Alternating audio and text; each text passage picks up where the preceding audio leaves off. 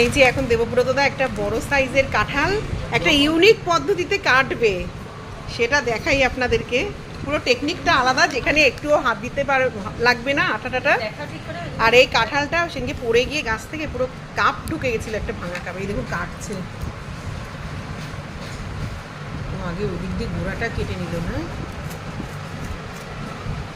আমি গত বছর একবার দেখতে পাইনি, ওই জন্য বেশিরভাগ ভিডিও করে রাখলে কি তাহলে কাঁঠাল ছাড়ানোটা সহজ হয়ে যাবে। তাই না গো, দেখো হাতই লাগাতে হচ্ছে না। আমায় তারক বলছিল কি, বলে বৌদি এইটা আর কদিন রাখা দরকার ছিল, বলে নিচেরটা আনলে ভালো হতো, এটা আরও বড়। যদি খাও তোমরা, এই কাঁঠাল আর একটা আছে, তাহলে নিয়ে আসবো। বাহ, কিন্তু কোষ ছোট ছোট আছে। আমরা খাবো না তার হয় না। এই নাও খাও গো, না খেলে তো নষ্ট হবে গো ততসি। তাহলে আরো বড় একটা আছে, নিয়ে আসবো। আমাদের 2-3টে গাছে বেশ অনেক কাঁঠাল হচ্ছে। শুধু কোষ এইটা যেন বাড়িতে আমি তুলতেই পারি না, এটা আপনার গাছে থেকে পেকে পেকে না আপনার তুলে তুলে পড়েছে। কাঁঠালটা এমন, আমি যেভাবে ভাবি সেরকম হলো না, পুরো এরকম ছাড়িয়ে যাবে। হ্যাঁ, আপনাকে সেদিকে বললাম না, পুরো তোমারটাও ভালো হচ্ছে। হ্যাঁ এই দিক থেকে না, এই দিকটা খারাপ।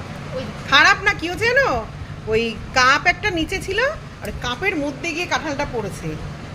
ওই কাপটা ধারালো তো, ঢুকে গেছে কাপটা। হ্যাঁ, ওই 2-1টা কোষ ফেলে দিলেই হবে। কিন্তু খুব একটা আঠা নেই তো, আমি একটু আঠার টেনশন করছিলাম। কিন্তু অসংখ্য, তাই না?